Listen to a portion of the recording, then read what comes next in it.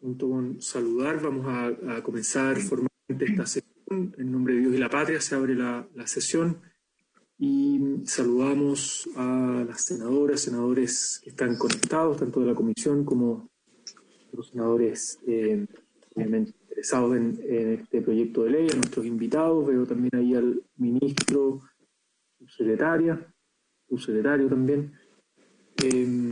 Bien, ¿tenemos cuenta, secretaria? Sí, señor presidente. Tenemos del Observatorio de Participación Ciudadana y No Discriminación del Ministerio de Secretaría General de Gobierno, en el que adjuntan los informes finales del trabajo realizado junto a diferentes organizaciones sociales dentro del marco del análisis del proyecto de ley que modifica y fortalece la Ley 20.609 que establece medidas contra la discriminación. Asimismo, hay un comunicado público de la Coordinadora Nacional de Inmigrantes relativo a la situación producida por la negativa del Servicio Electoral Central de aceptar candidaturas de ciudadanos extranjeros con más de 5 años de permanencia definitiva. Y finalmente tenemos una correspondencia de la Central Unitaria de Trabajadores y Trabajadoras de Chile, en el que informa la realización de su 9º Congreso Nacional Ordinario, donde renovó su directiva, además de ponerse a disposición de la Comisión cuando sea necesario.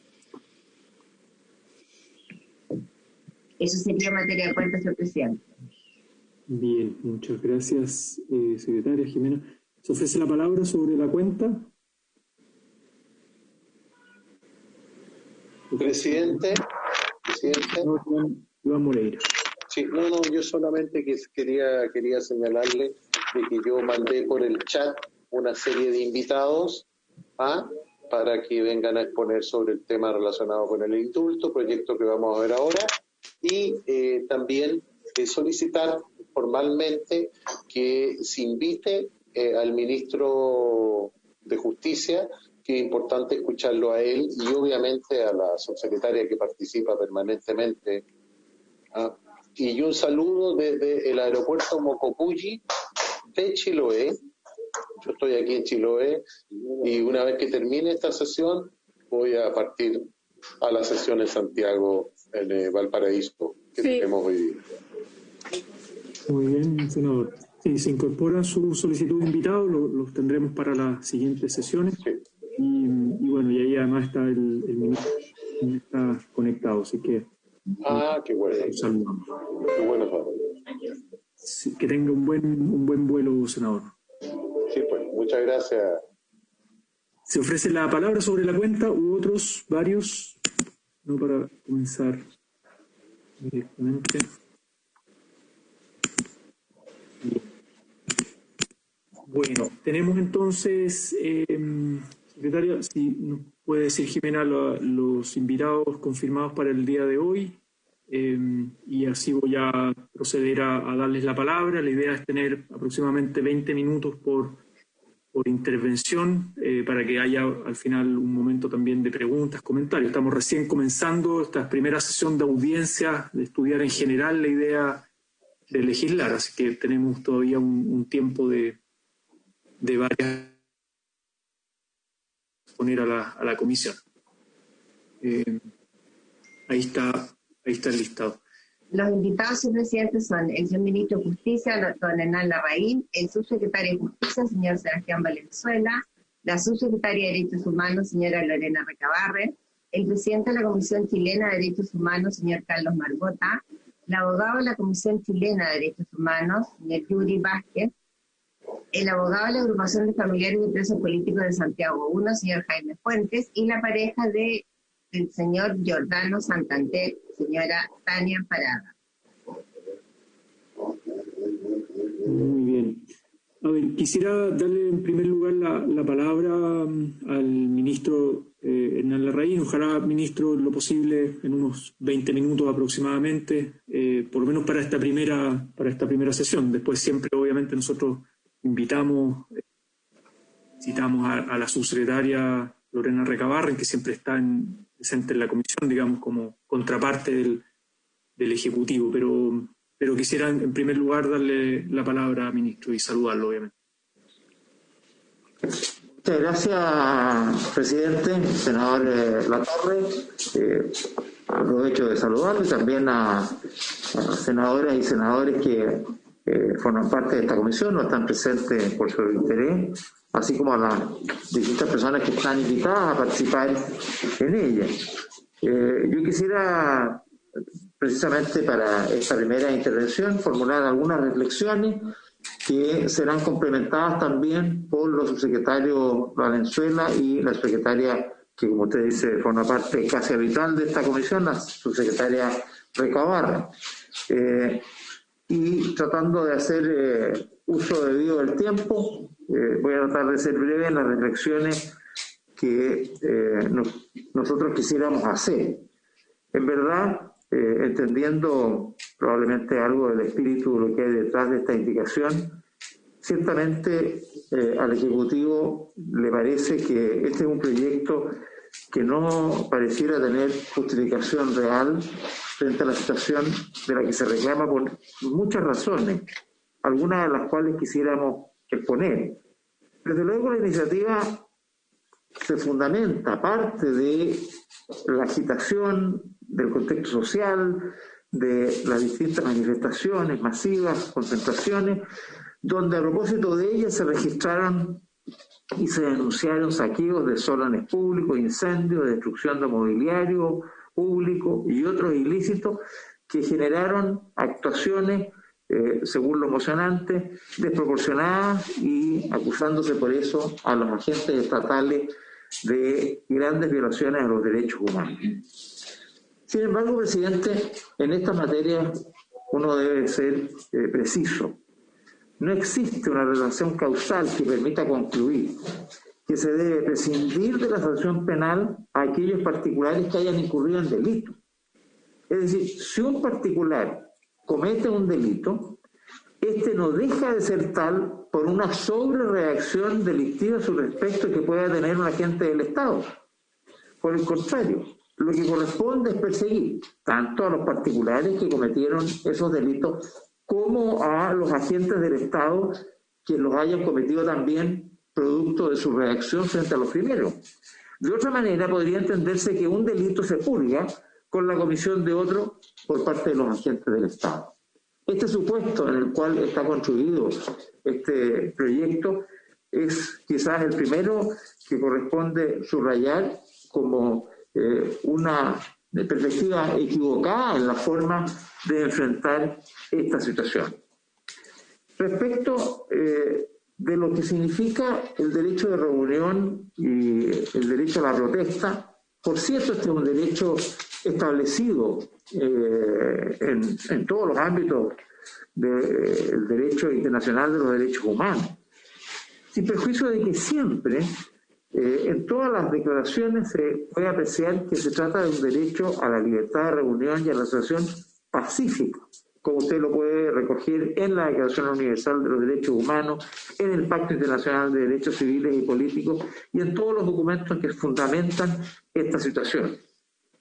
Y en ese sentido, de acuerdo a los estándares de los derechos humanos relacionados con la protesta, no se aprecia un nexo causal entre la protección de los mismos, como señala el preámbulo del proyecto de ley, y el supuesto indulto que se pretende otorgar, toda vez que esto se refiere a delitos comunes cometidos con ocasión de la protesta o respecto de acciones violentas de los mismos manifestantes, no encontrándose ninguna de estas hipótesis protegida por las convenciones internacionales de derechos humanos, según los propios que plantean los organismos internacionales cuando se refieren y evalúan los criterios para actuar sobre esta materia.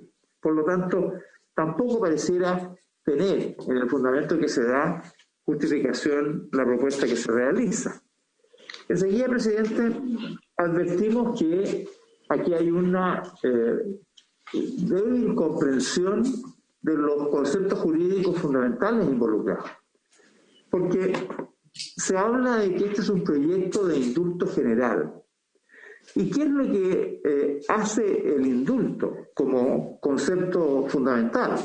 El indulto, presidente, sea general, sea particular, lo que procura es remitir, reducir o conmutar una pena, pero deja siempre vigente la calidad de condenado para la persona que es beneficiada por este indulto. Es decir, el indulto no puede ser aplicada a una persona, por ejemplo, que está en medio de un proceso judicial, porque por definición, si está en un proceso judicial, no puede ser indultado, ya que nuestra legislación y la doctrina nacional e internacional entienden que los indultos son pertinentes solo respecto de las personas que han sido condenadas, con los efectos a que antes me refería. La amnistía, en cambio, es distinta, porque la amnistía no busca borrar la pena, sino que realmente borrar el delito en sí mismo.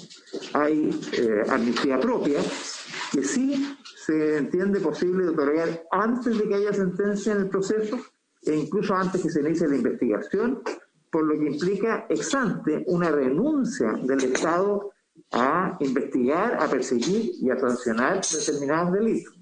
Y la amnistía propia, por su parte, más bien es aplicable ya a sujetos condenados, en donde ahí se produce el efecto de extinguir el delito, la pena y todos sus otros efectos. En otras palabras, aquí hay una mala utilización de los conceptos y no tengo claridad respecto de cuál es la explicación. Este no es un proyecto de indulto, presidente. Este es un proyecto de amnistía propia, en el sentido dicho, es decir, es una amnistía encubierta, y no sé por qué los autores de esta iniciativa no han llamado las cosas por su nombre, porque en derecho las cosas son lo que la realidad señala y no lo que las partes quieren indicar como una manera de encubrir o simular una determinada institucionalidad jurídica. No es razonable ni es sano desde el punto de vista de nuestro ordenamiento jurídico no dejar de llamar las cosas por su nombre. Y por eso mismo también para lo que dice relación con los juicios que se puedan hacer sobre esta materia. Por otra parte, presidente, también llama la atención lo que significa interferir precisamente en medio de un proceso judicial, como es lo que termina ocurriendo en la mayoría de estos casos. Hay algunas situaciones de personas condenadas, de los que están incorporados en este beneficio, pero la mayoría son personas en proceso judicial. Y bien sabemos que nuestra Constitución, siguiendo una doctrina constitucional histórica en nuestro país, le señala que ni el presidente de la República ni el Congreso pueden, en el caso alguno, ejercer funciones judiciales, abocarse a causas pendientes, revisar los fundamentos o contenidos de sus resoluciones o hacer revivir procesos fenecidos al tenor del artículo 76 de nuestra Carta Política.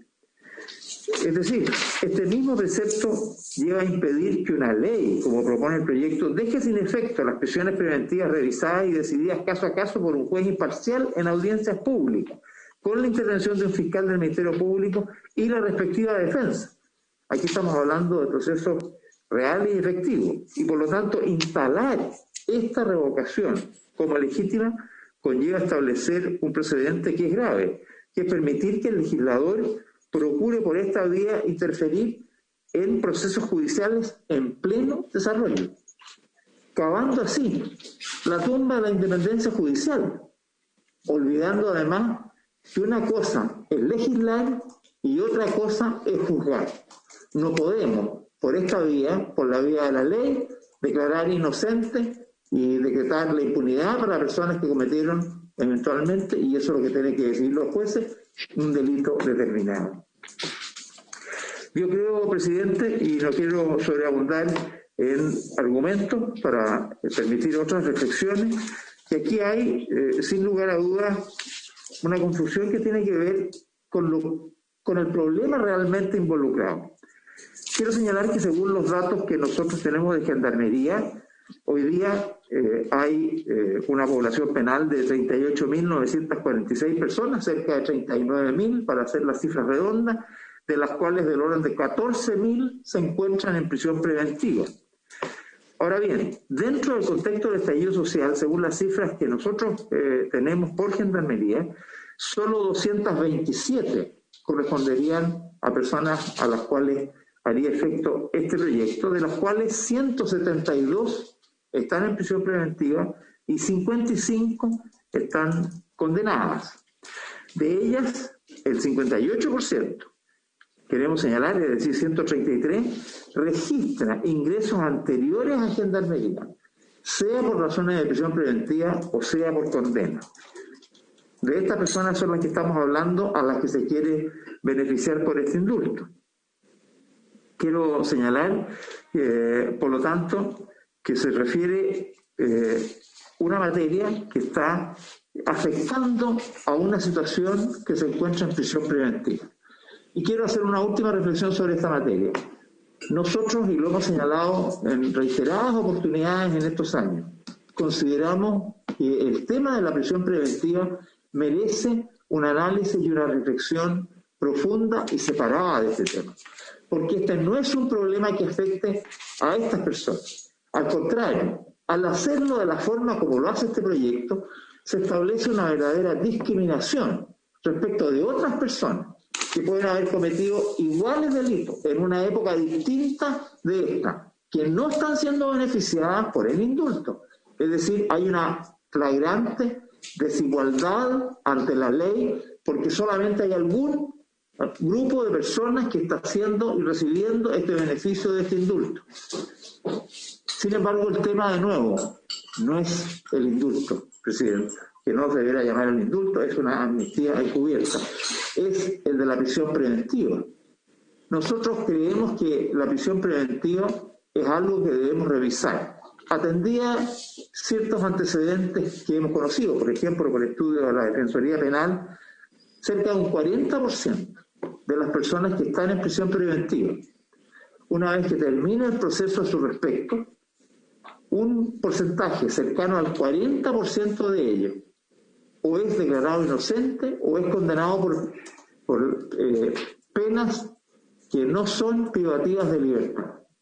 Es decir, hay un porcentaje muy alto que resulta afectado de forma compleja por decisiones judiciales que los llevan por la vía de la prisión preventiva a estar privados de libertad en circunstancias que ni por el delito que cometieron ni por las sanciones que merecen, esa es una sanción que corresponde. Uno puede entender que hay un margen de error. Ciertamente, en el proceso de la investigación, un juez puede decir esto, necesito que esté en prisión preventiva por las razones que sean. Y el margen de error lo explicará, pero un 40% de personas no mereció haber tenido prisión preventiva. Este es el tema que deberíamos abordar. Es posible que algunos de los que están en prisión preventiva hoy día, del grupo que se busca favorecer con el indulto, estén en esta situación, es posible. Como los hay cientos, si no miles, de otros que también podrían estar en esa misma situación. No corresponde una ley de indulto, presidente. Hay que revisar el tema de fondo, que es el de la prisión preventiva, y estamos trabajando en esa materia. Pero proceder por este camino nos parece simplemente proceder de una forma altamente inconveniente, sin siquiera entrar en consideraciones políticas de otra naturaleza, como significa señalar que aquí estamos favoreciendo la impunidad de personas que cometen un determinado delito también por razones políticas. Pero no, queremos solamente señalar que es improcedente esta iniciativa por razones jurídicas, de orden técnico, de carácter constitucional y también en el ámbito del derecho internacional de los derechos humanos. Gracias, presidente. Si le parece, presidente, podría ofrecer la palabra a su secretario Valenzuela. Bien, sí, gracias. Como le habíamos dado 20 minutos al ministerio, usted ocupó 10, 11, que quedarían unos 9 minutos ustedes ahí. Vean, obviamente, insisto, esta es la primera y obviamente si hay otros elementos donde vamos a invitar cada sesión a la subsecretaria y si hay en otra sesión usted quiere también entregar los antecedentes con mucho gusto. En esta posición hacer algunos enfoques que era el subsecretario Valenzuela y la secretaria Recabarren a continuación. Gracias. Muy bien, gracias. Muchas gracias, presidente. También muy breve, simplemente complementando los aspectos que ha señalado el señor ministro, que han estado referidos dentro de varios tópicos también a ciertos argumentos que fundamentarían obviamente este proyecto con un malentendimiento sobre unas supuestas compensaciones de responsabilidades de unos y otros, o como bien señalaba, las condiciones carcelarias, que es un tema transversal y que no dice relación con un aspecto en particular donde ahí obviamente tenemos deudas, al igual que en la materia de la prisión preventiva. Sin embargo, yo quisiese agregar un aspecto que tiene que ver referido con los efectos que tiene el proyecto. Bien señalaba el señor ministro que hay aspectos de intervención en causas que actualmente están siendo conocidas por los tribunales, pero también hay que sumar un segundo efecto que tiene que ver, al ser derechamente un proyecto de amnistía y no de indulto, tal como ha sido expuesto, el proyecto ahí confunde derechamente y llama a indulto a una cuestión que simplemente se refiere a amnistía, que es no considerar ningún tipo de responsabilidad penal a cualquier persona que entre las fechas que propone el proyecto haya cometido delitos incluso tan graves como intentos de homicidio. Pero eso tiene un particular efecto también en los procesos actualmente que pueden estar desarrollándose, como por ejemplo víctimas que en el proceso pueden haberse querellado o incluso pueden haber ejercido su derecho a indemnización. Recordemos que acá se incluyen incendios, por ejemplo, y tenemos víctimas particulares que legítimamente, de acuerdo a las reglas del juego, participan en un proceso penal, ejerciendo su querella y pretendiendo una legítima indemnización en el caso de dictarse una condena. ¿Qué es lo que propone el proyecto? Una amnistía independientemente del estado en que se desarrolle el proceso. Y es más, es una amnistía en términos tan amplios que incluso hace un perdón respecto de hechos que aún están siendo investigados, donde aún no hay imputados. Pero sí tenemos víctimas, y a la víctima en el fondo se le está negando su derecho a poder obtener una reparación, en el caso que el día de mañana, en virtud de una investigación penal, se pudiese llegar a tener la identificación de algún imputado y legítimamente discutir en un juicio eso. Un segundo problema que tiene respecto a los efectos es que esta no es una cuestión de aplicación inmediata como lo plantea el proyecto, no obstante tratarse de una amnistía. El propio proyecto reconoce que hay que efectuar una solicitud a un tribunal y el tribunal debería ponderar tres cosas. Que un imputado está sujeto efectivamente a una medida cautelar correspondiente a alguno de los delitos por los cuales está esta amnistía. En segundo lugar, que los hechos que se le imputan corresponden a la fecha dentro de los cuales encuadra el proyecto. Y el tercer punto, que no es menor, es que estos hechos hayan ocurrido en el contexto, como señala el propio artículo 3, de protestas, manifestaciones o movilizaciones sociales. Bueno, ¿cómo se prueba eso? Y el proyecto lo señala, dice que esto se prueba con prueba indiciaria o cualquier otro medio probatorio. Eso no es sino un juicio, derechamente, donde el juez tiene que ponderar esa prueba. Sin embargo, el proyecto, nuevamente también en una confusión, señala que basta la solicitud que realice cualquier persona para acogerse a esta ley para que de pleno derecho se le revoque la prisión preventiva.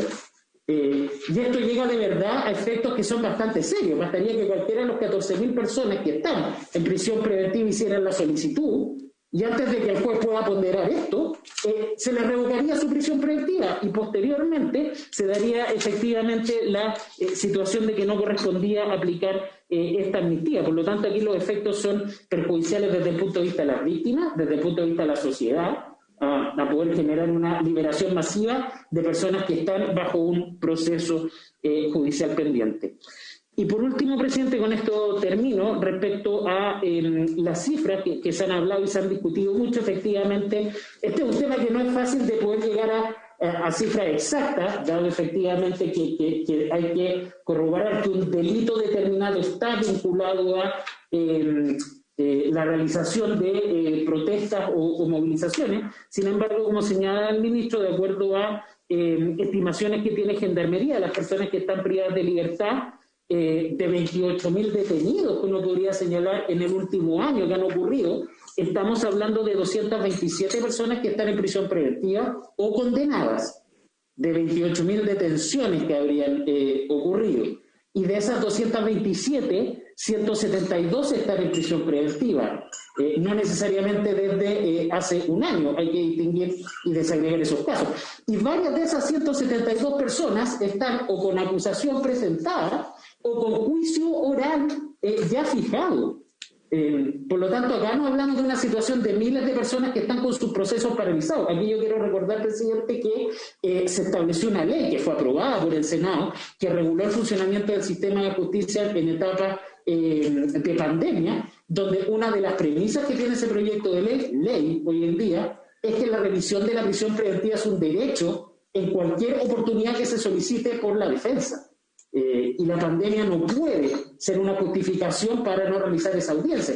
De hecho, se generaron coordinaciones entre el Poder Judicial y los establecimientos penales de gendarmería, y hoy en día, desde abril, cada establecimiento penal cuenta con un sistema de videoconferencias para realizar las audiencias con la directa participación del imputado para poder solicitar legítimamente que se revise esa prisión preventiva.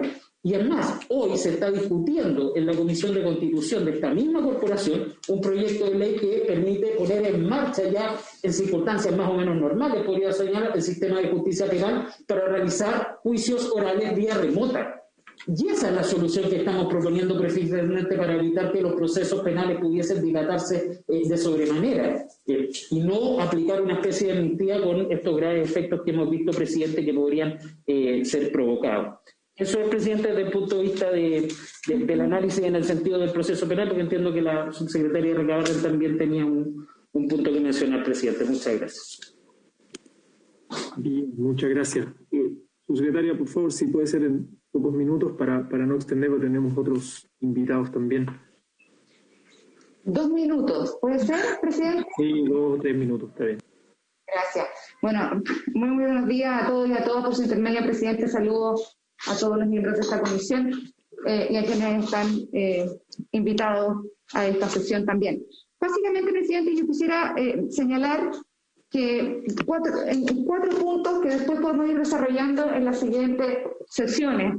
El primero de ellos, y quiero leer la observación general número 37 del Comité de Derechos Humanos de junio de este año 2020.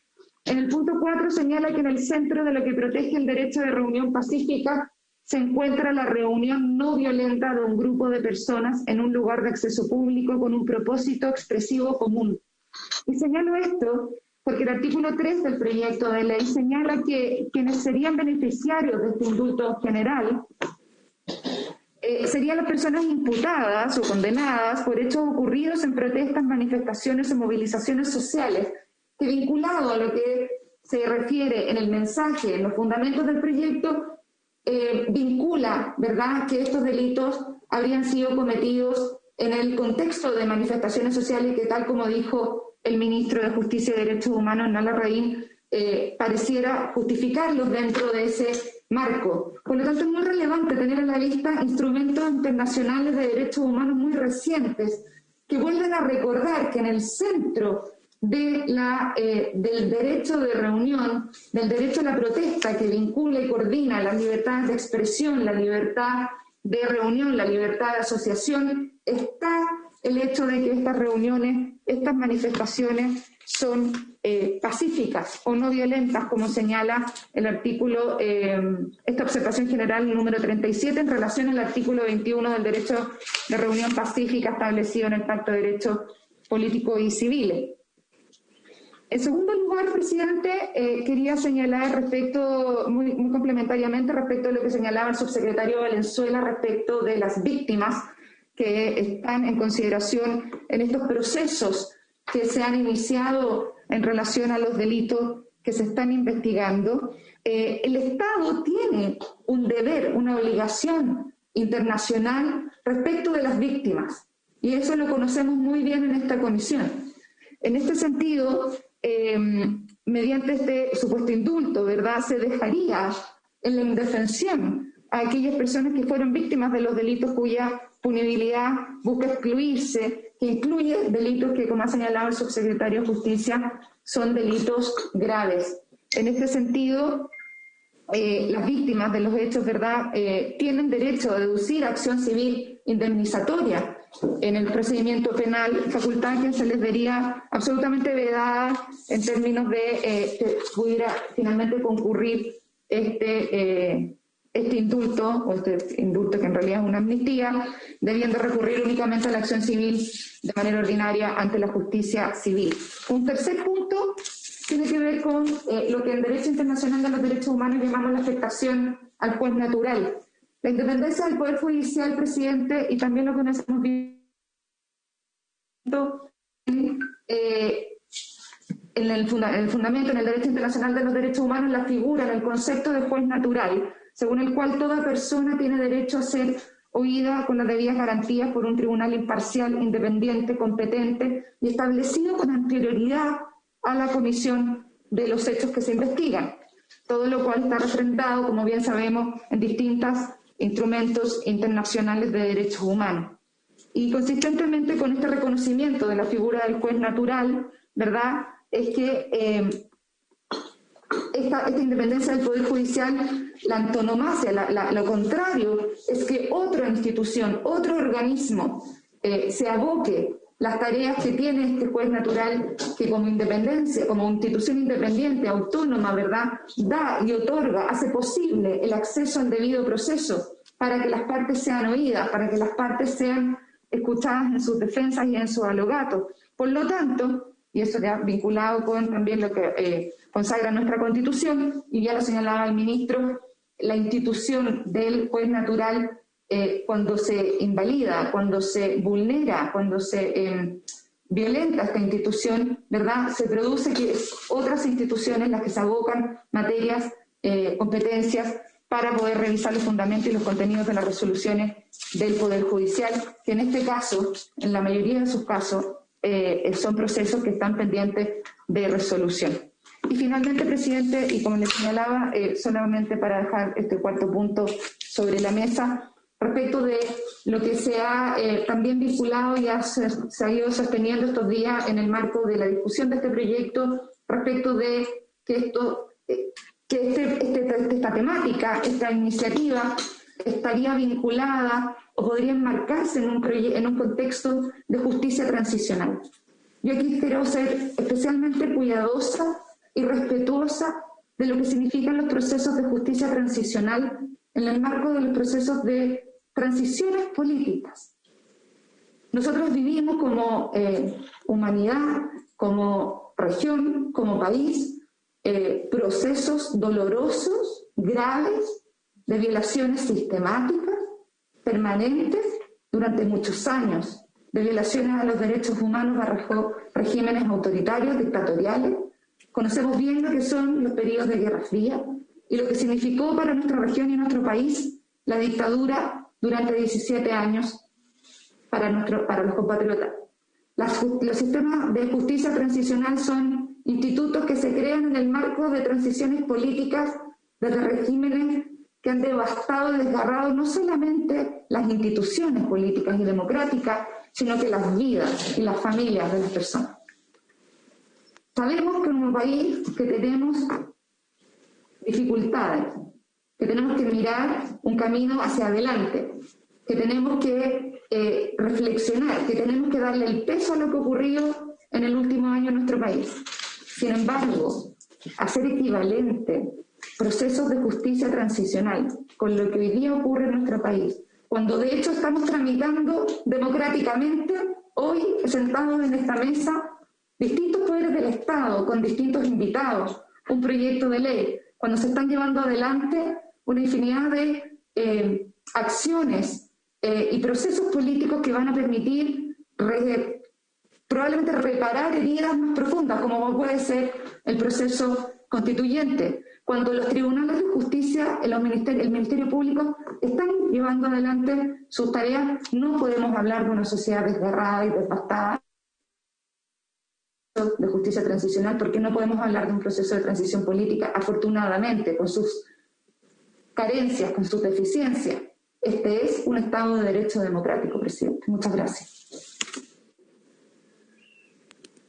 Muy bien, secretaria, muchas gracias. También agradecer la presentación, subsecretario Valenzuela, y tiene nuestros compromisos, obviamente quedan liberados y seguiremos convocando al Ministerio a través de la Subsecretaría de Derechos Humanos. Que esté muy bien, ministro. Gracias. A continuación quisiera ofrecer la palabra también por unos 20 minutos a don Carlos Margota, presidente de la Comisión Chilena de Derechos Humanos. Adelante, don Carlos. Muchas gracias. Muy buenas tardes, señores senadores y señoras senadoras. La Comisión Chilena de Derechos Humanos es una institución de la sociedad civil que nació hace 42 años en plena dictadura cívico-militar y se propuso trabajar en forma pluralista por la vigencia efectiva, respeto, enseñanza y promoción de los derechos civiles, económicos, sociales y culturales y ambientales, consagrado en la Declaración Universal de Derechos Humanos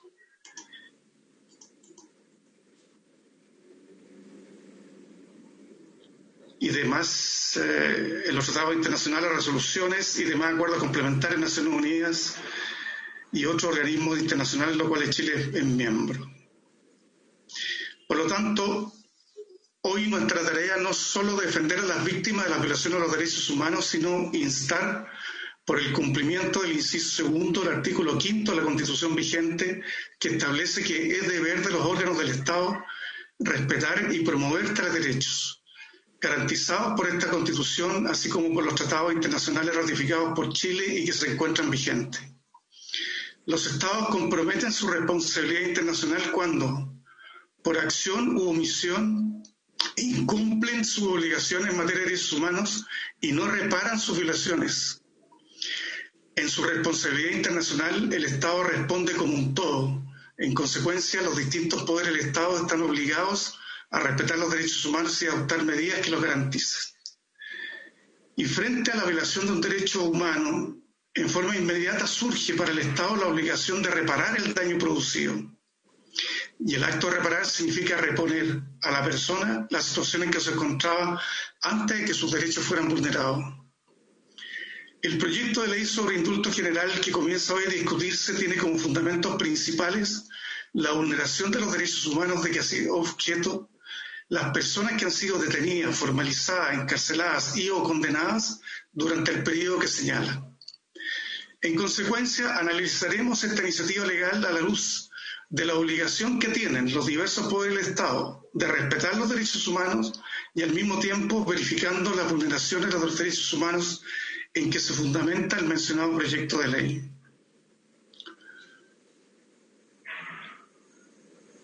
El denominado estallido social, iniciado en octubre del año pasado, ha sido un movimiento social masivo que irrumpió a lo largo y ancho del territorio nacional, que busca superar el actual modelo neoliberal y dar paso a un proyecto de sociedad que termine con la grosera desigualdad, el abuso institucionalizado y en el que se garantizan derechos humanos básicos como la salud, la educación y la seguridad social, entre otros, a través de una expresión normativa en una nueva constitución, que sea el reflejo del ejercicio soberano del derecho de libre determinación del pueblo chileno, derecho consagrado en el artículo primero homónimo de ambos pactos complementarios de la Declaración Universal de Derechos Humanos.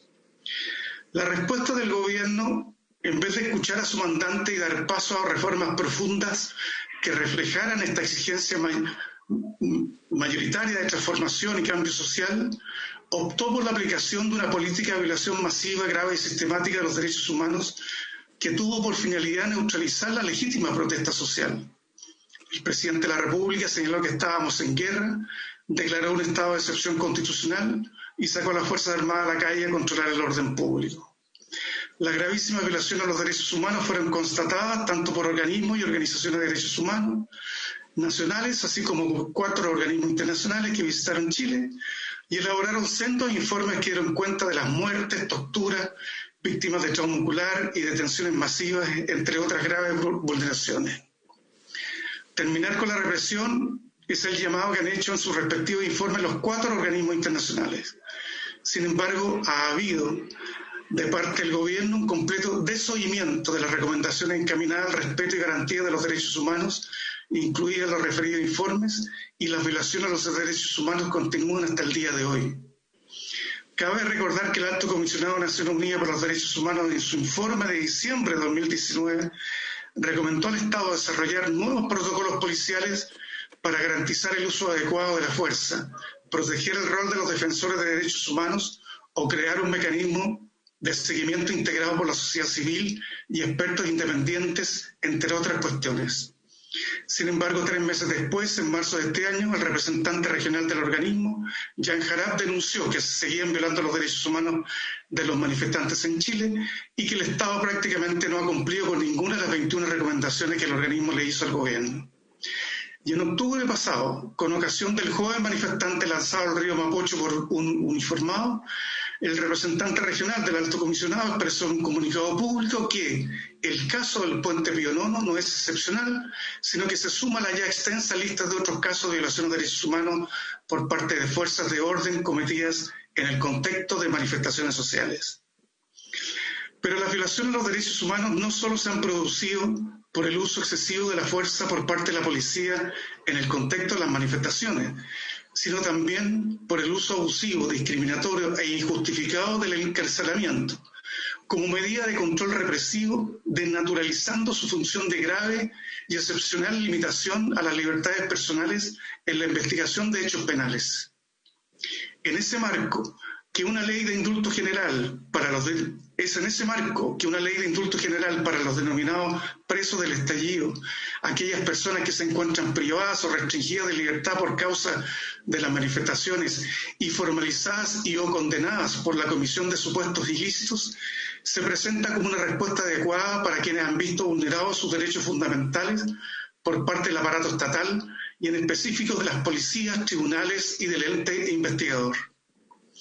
En efecto, el proyecto de ley sobre indulto general busca reparar en parte las graves vulneraciones a los derechos humanos de que han sido objeto los miles de jóvenes que han sido encarcelados desde el inicio del estallido social, por ejercer el legítimo derecho a la protesta social desde la comprensible rabia, frustración e indignación contra un sistema que históricamente ha vulnerado sus derechos sociales y económicos tanto a ellos como a sus padres y abuelos, y en las que muchas de sus actuaciones calificadas como ilícitas por el ente persecutor pueden encuadrarse dentro del derecho a la legítima autodefensa frente a las agresiones masivas y graves de funcionarios del Estado dirigidos contra la población civil a través del uso desproporcionado de la fuerza, tal como lo consignaron los diversos informes de los organismos internacionales de derechos humanos. Cabe recordar a este respecto que el representante regional del Alto Comisionado de Naciones Unidas, en octubre de este año, volvió a reiterar lo ya planteado en el informe de diciembre del Alto Comisionado de Naciones Unidas para los Derechos Humanos, al señalar que, comillas, se necesita abordar las causas estructurales de la conflictividad en la sociedad, como la desigualdad económica y la iniquidad social.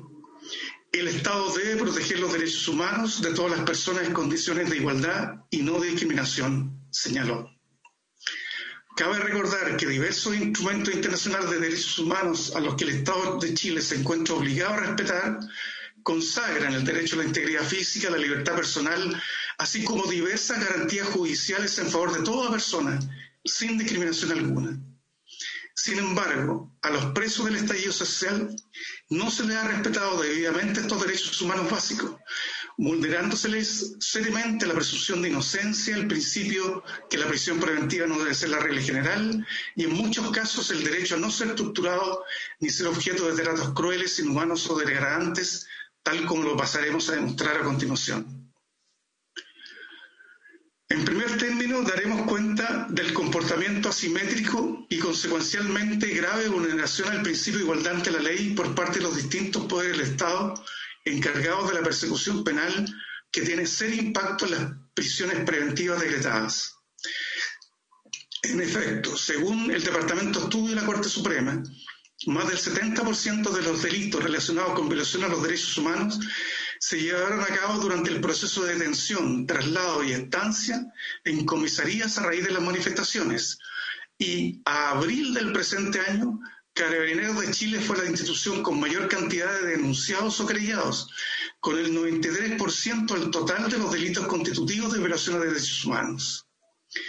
La Defensoría Penal Pública informó que entre el 15 y el 31 de octubre del 2019 hubo 936 audiencias de control de detención por ilícitos asociados al estallido, de los cuales en 157 casos se decretó la medida de prisión preventiva contra civiles imputados, la gran mayoría de las veces con el solo mérito de la declaración policial, lo que equivale a un 16,8% del total, más del doble de los casos regularmente decretados. Tomando un periodo de los 3 primeros meses del estallido social, de los 6.347 solicitudes de prisión preventiva que se hicieron entre octubre y diciembre de 2019, 5.367 fueron concedidas, correspondiendo al 84,6%, mientras que 980 fueron rechazadas, correspondiendo solo al 15,4% del total. Si las cifras anteriores se comparan con las 8.827 denuncias de graves violaciones de derechos humanos, incluyendo crímenes de lesa humanidad, contemplados en la Ley 20.357, respecto de las cuales tan solo hay 75 agentes estatales formalizados, 25 imputados con alguna medida cautelar privativa de libertad y un solo condenado, aparece claramente el uso del aparato legal público como herramienta de represión y de vulneración de los derechos humanos de las personas y en específico de ciudadanos civiles de nuestro país. El problema entonces es que la concentración de medidas cautelares se realiza respecto a las personas controladas por la policía y no respecto de los agentes del Estado. Cabe a este respecto llamar la atención sobre las cifras discordantes entregadas por los distintos organismos llamados por ley a informar debidamente respecto de las personas sometidas a prisión preventiva en nuestro país. En efecto, tanto lo informado por el Ministerio Público, así como las dispares cifras entregadas en una misma semana por el Defensor Nacional, Andrés Manqui, denotan una falta de coordinación necesaria entre las instituciones, a lo que debe agregarse la falta de entrega de cifras por parte del Instituto Nacional de Derechos Humanos.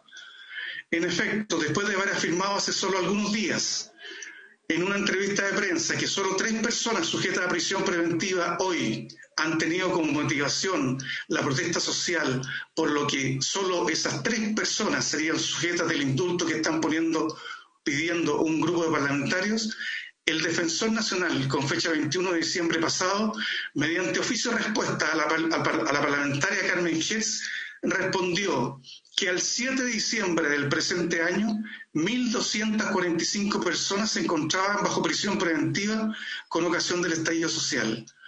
A esa cifra habría que agregarle el número de personas que son patrocinadas por organismos de derechos humanos, pues la Defensoría Penal Pública solo contempla los casos patrocinados por ellos. El Ministerio Público, a su vez, informó que a octubre de 2020, como consecuencia de detenciones practicadas en el contexto del estallido, había formalizado 5.084 personas, 648 de ellas seguían en prisión preventiva. Más allá de las cifras, sin lugar a dudas, se trata de un número significativo de personas cuyos derechos humanos han sido violentados, por lo que deben ser debidamente reparados. Segundo, la prisión preventiva decretada con el solo mérito de la declaración del agente aprehensor. El 14 de noviembre de 2018, Camilo Catrillanca murió ejecutado a manos de carabineros tras recibir un disparo efectuado por Carlos Alarcón, efectivo del llamado Comando Jungla, en la comuna de Ercilla. Entre los responsables se encuentran exfuncionarios de carabineros que fueron acusados por la Fiscalía, incluido un ex abogado de la institución, que redactó la primera declaración falsa de los funcionarios policiales en el que se señalaba que se había producido un enfrentamiento y la policía había sido atacada mediante disparos. El propio senador Felipe Kast tuvo que ofrecer disculpas porque, comillas, cometió un error al haber creído la versión inicial de Carabineros, cierre de comillas, luego de haber asegurado haber visto imágenes del resultado de un intercambio de disparos entre fuerzas especiales de Carabineros y el fallecido comunero mapuche. La operación Huracán es otra prueba más de los montajes probatorios de Carabineros para inculpar a personas, en este caso a comuneros mapuche. Cabe recordar a este respecto el grave caso de montaje probatorio demostrado en el caso de Daniel Morales y su sobrino Benjamín, quienes estuvieron 11 meses bajo prisión preventiva, acusados de delito de incendio de la estación del Metro Pedreros y que finalmente fueron absueltos luego de comprobarse la falsedad de las pruebas que habían servido de fundamento para su formalización y prolongado encarcelamiento. Esto se replica en la inmensa mayoría de casos de los presos del estallido, tal como lo escucharán de los diversos testimonios que se entregarán en las respectivas audiencias que tenga esta comisión, donde al igual que en el caso de Camilo Catrillanca, los agentes policiales señalan estar actuando en el ejercicio de sus funciones y por lo tanto que las detenciones serían procedentes, pues estaría frente a delitos flagrantes y por lo tanto las solicitudes de prisión preventiva serían adecuadas al caso. Esto tiene importantes implicancias procesales, por cuanto para que la detención por flagrancia pueda terminar en prisión preventiva en la respectiva audiencia, basta solo el mérito de la aclaración del funcionario aprehensor, es decir, del carabinero involucrado. Así, el artículo 130 del Código Procesal Penal señala que se encuentran en situación de flagrancia quienes a. se encuentran cometiendo el delito, b. acaban de cometerlo,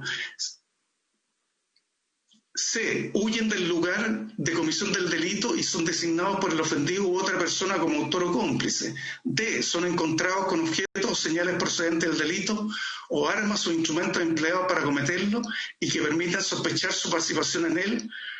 Y E. son señalados por las víctimas o testigos presenciales como autor o cómplice, y los que F. aparezcan en un registro audiovisual cometiendo un crimen o simple delito. Esto implica que en el uso de las facultades A y B, la policía puede tener la potestad exclusiva de definir quién está o no en flagrancia, lo cual no parece tan inadecuado dadas las características de la labor policial. El problema es cuando se relaciona con los artículos 131 y 140 del Código Procesal Penal. Se abre la posibilidad de decretar la prisión preventiva para detenidos con el único mérito de la declaración judicial. El artículo 131 del Código Procesal Penal establece que en la audiencia el fiscal o el abogado asistente del fiscal, actuando expresamente facultado por este, procederá directamente a formalizar la investigación y a solicitar las medidas cautelares que procedieren, siempre que contare con los antecedentes necesarios y que se encontrare presente el defensor del imputado. A su vez, el artículo 140 del Código Procesal Penal señala como requisitos para la procedencia de la prisión preventiva el que la investigación esté formalizada, como dice el artículo 131, se puede formalizar la audiencia de control de detención, y que A. existan antecedentes de la existencia del delito, B. se presuma fundadamente que el imputado ha tenido participación en el delito como autor cómplice encubridor, y C. que el tribunal crea que la prisión preventiva es indispensable para el éxito de diligencias precisas y determinadas de la investigación, o que la libertad del imputado es peligrosa para la seguridad de la sociedad del ofendido, o que existe peligro de que el imputado se dé a la fuga.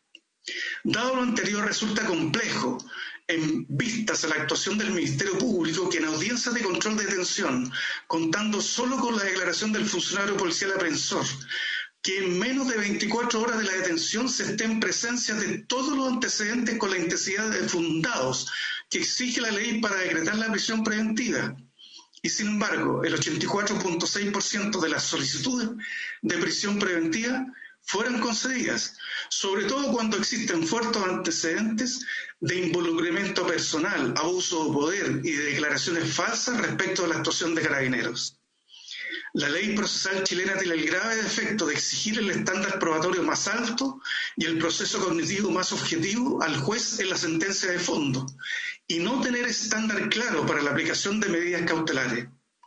Esto implica que un juez no puede decretar una sentencia privativa de libertad si le existe al menos una duda razonable de la culpabilidad, y no puede descartar esa duda con solo la declaración de un único testigo o únicamente del funcionario aprehensor. Sin embargo, para la dictación de la privación de libertad preventiva no existe ese estándar y no está sometida a la duda razonable o plena certeza, y por tanto abre la puerta para que los únicos fundamentos sea el informe de Carabineros respecto a la detención y el delito acusado en la formalización. Tercero, el peligro de las formalizaciones arbitrarias. En complemento con lo precedente, es que la estructura del Código Procesal Penal es tolerante con las llamadas en doctrina formalizaciones arbitrarias, que son aquellas en que se imputan delitos más graves que los realmente cometidos o figuras penales en concurso, vulnerando el principio de non bis in idem, lo cual permite aumentar la prognosis de pena y trae como consecuencia el uso de medidas cautelares más gravosas en contra de los imputados. Lo primero que hay que considerar es que la formalización de la investigación únicamente es susceptible de control por el propio Ministerio Público y solo cuando se haga presente la autoridad de la institución la arbitrariedad de la formalización, lo cual presenta el primer problema. ¿Quién y cómo se determina qué significa que la formalización sea arbitraria en ausencia de una definición legal? Respuesta, el propio Ministerio Público. En segundo lugar, la reglamentación no impide... Don Carlos, solo pedirle poder ir cerrando, ojalá en 2 minutos máximo, ya estamos un poquito pasados del tiempo. No impide que la formalización de la investigación se produzca, a pesar de ser defectuosa, con lo que desde ya se perturba el ejercicio del derecho de defensa y adicionalmente se accede de inmediato a la posibilidad de afectar otros derechos fundamentales del imputado, principalmente la imposición de medidas cautelares personales. ¿Me puede bajar un poco el texto, por favor?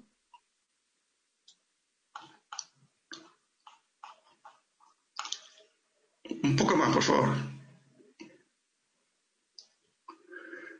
Para hacer un resumen de la violación a los derechos humanos de las personas privadas de libertad por causa del estallido social, todas las irregularidades ya reseñadas tienen como derivada principal la existencia de vulneración de derechos humanos de las personas sometidas a los distintos regímenes de medidas cautelares y de encarcelamiento que se han determinado a raíz de las manifestaciones. La falta de rigurosidad en la persecución e investigación penal, así como la arbitrariedad de las decisiones en formalizar y de someter a la prisión preventiva, justifican la presentación, discusión y tramitación de este proyecto de ley y la materia de que trata. Es claro que tanto el ente persecutor como los tribunales de justicia vulneran gravemente el principio de igualdad ante la ley, la presunción de inocencia y el derecho a defensa, cuando ha existido una severa diferencia de trato en desmedro de las personas civiles perseguidas por los hechos acaecidos durante el estallido versus la participación de las autoridades y las fuerzas de orden y seguridad en la violación de derechos humanos y crímenes de lesa humanidad, las cuales han gozado de una total impunidad. Quiero terminar, si me puede permitir bajar el texto.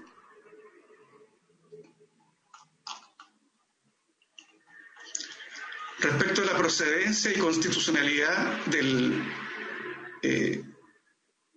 proyecto de ley sobre indulto general, consta en la minuta que ya ha sido entregada en Secretaría, por lo tanto no me voy a referir a ella en beneficio del tiempo, y que permitirá sin lugar a dudas aclarar las dudas del ministro de Justicia. Para terminar, por favor, más abajo.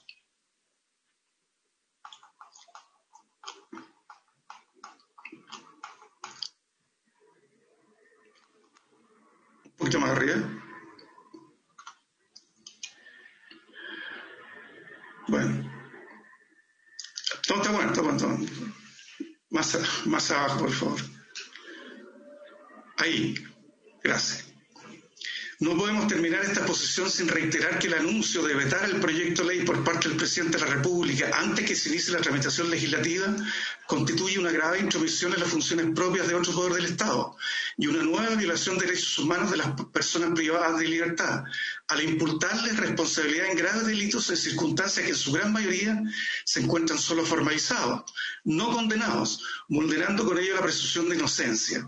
Al mismo tiempo se arroga una facultad exclusiva de los tribunales de justicia, vulnerando el principio de separación de poderes, presupuesto esencial de todo Estado de Derecho.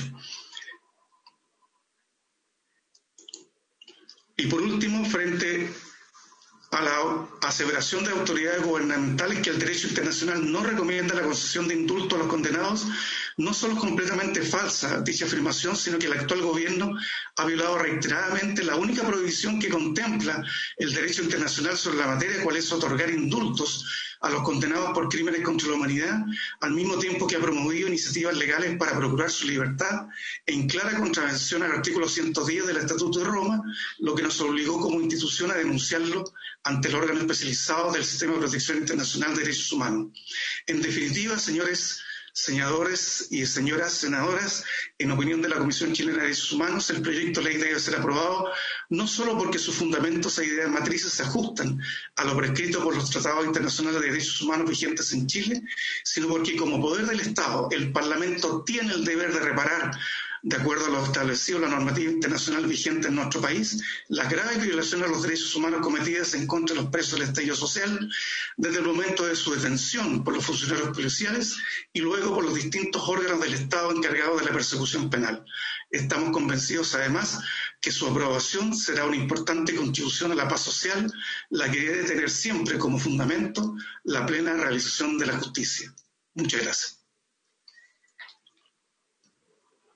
Muy bien, muchas gracias, don Carlos Margota, presidente de la Comisión Chilena de Derechos Humanos, y agradecido también por su presentación que nos ha hecho llegar a la comisión, a todos los senadores de la comisión.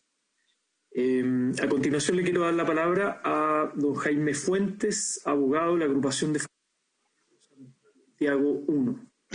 Jaime, también, por favor, si puede ceñirse al tiempo, unos 20 minutos. Muchas gracias, presidente. Por su intermedio, saludo a usted y a todos los honorables senadores y senadoras presentes de la comisión y también a todo el resto de los invitados. Efectivamente, nosotros queremos plantear estableciendo cuál es la situación actual de los familiares que hoy en día se encuentran en prisión preventiva o que han sido formalizados desde el estallido social hacia la fecha. Desde el 18 de octubre se comenzaron a tomar una gran cantidad de detenidos solo por el hecho de participar en diversas manifestaciones que suscitaron a lo largo de nuestro país producto del denominado estallido social. Y aquí nosotros queremos ser enfáticos en mencionar que efectivamente al momento de las detenciones en muchos casos solamente se hacía una pesca de arrastre por parte de la institución de Carabineros y no si efectivamente se estaban incumpliendo o cometiendo estas supuestas actividades ilícitas. En este aspecto, las diferentes organizaciones de familiares y amigos de presos políticos hemos generado un catastro de aquellos hombres y mujeres que fueron formalizados dentro de este periodo. En el catastro se refleja que en la actualidad existen cerca de 200 personas actualmente en prisión preventiva, las cuales ya llevan más de un año y meses con la medida cautelar más gravosa que puede tener nuestro sistema judicial, que incluso la Corte Interamericana de Derechos Humanos se ha pronunciado en diversas ocasiones exponiendo que no cumpliría con las finales del proceso. Y aparte, existen más de 5.000 personas formalizadas por diversos delitos que pasaron a lo menos 5 meses en prisión preventiva sin tener pruebas contundentes para ello y que incluso salieron absueltas de dichos delitos. Y muchos hoy en día también se encuentran con la medida cautelar de arresto domiciliario total, lo cual también se encuentran transgrediendo sus derechos humanos porque hoy en día la institución de Carabineros, al momento de fiscalizar si es que dichas personas se encuentran dentro del recinto, lo hacen a horarios de las 2, 3, 4 de la mañana, teniendo que hacer que las familias se turnen para poder descansar durante la noche y así estar respondiendo de manera efectiva ante el llamado de Carabineros. Hecho que claramente estaría vulnerando hoy en día los derechos humanos de, no solamente en este caso el imputado, sino que también estamos hablando de todo su núcleo familiar. Pero ¿quiénes son estos jóvenes? A diferencia de lo que se han pronunciado varios ministros y parlamentarios de gobierno y también la mayoría de la prensa, los imputados en su mayoría corresponden a adolescentes o adultos jóvenes que son estudiantes universitarios con trabajo remunerado para costear sus estudios o en muchos casos para poder sostener a sus familias, con un amplio trabajo en diversas organizaciones sociales que han aportado al desarrollo de sus comunidades, principalmente tratando de suplir los enormes vacíos y despreocupaciones que ha tenido el Estado para con los sectores más vulnerables de nuestro país. Son jóvenes que crecieron en las periferias, que crecieron viendo día a día cómo sus vecinos morían esperando una operación dentro del sistema de salud pública, que vieron también cómo sus adultos mayores, sus abuelos o sus vecinos también se encontraban hoy en día con pensiones de vejez miserables que no les alcanzaban para poder sobrevivir durante todo el mes y que recurrían a la ayuda de los demás vecinos para poder sostenerse.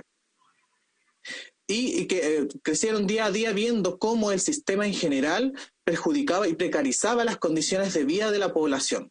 Por eso también se hacían el llamado dentro del estallido social, la consigna más popular era que no eran 30 pesos, sino que eran 30 años, porque efectivamente es un sistema que venía precarizando desde hace mucho tiempo las condiciones y la calidad de vida de nuestra población. Además, señalar que aquí, cuando hablamos de aquellos hombres y mujeres que pasaron por las cárceles o que aún se encuentran en prisión preventiva, no hablamos solamente que les afecta a ellos, sino que también hablamos de núcleos familiares completos que han sido afectados y que están sufriendo por las condiciones inhumanas que existen en el sistema carcelario actual. Y aquí también tenemos que reconocer que existe un conocimiento público del sistema carcelario en cuanto a las condiciones que se le otorgan también a los imputados, pero tal como se ha mencionado en muchas ocasiones, esto es como un elefante de la habitación, todo referirnos al tema ni tampoco ejercemos acciones al respecto. Ahora, ¿por qué hablamos de prisión política? Nosotros hablamos de prisión política porque, tal como en palabras del académico Claudio Nach, que lo ha expuesto dentro de una columna en medio CIPER, no solamente se puede apreciar desde la arista jurídica, sino que también tiene que ser apreciado de un problema multifactorial y que debe analizarse considerando también el contexto en el cual se desarrollan estas supuestas actividades ilícitas. Y aquí, al respecto, me gustaría citar específicamente lo que dice el doctor en Derecho Penal. Dice, en consecuencia, tanto la experiencia internacional más relevante como la nacional en esta materia se han pronunciado por una idea amplia sobre la prisión política que comprende, 1, a personas privadas de libertad exclusivamente con base a sus ideas y actividad política, y 2, personas en prisión por actos con conexión política o por delitos comunes, a quienes se les persigue y violan sus derechos humanos por razones políticas. Las violaciones de derechos humanos con motivación política dicen relación preferente con el derecho a la libertad personal, integridad personal, debido proceso, protección judicial y no discriminación.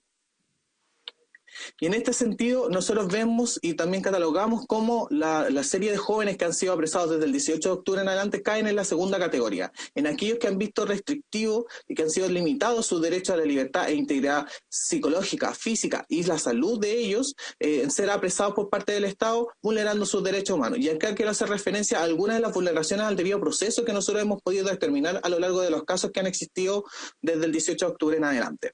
Primero, faltas a la presunción de inocencia.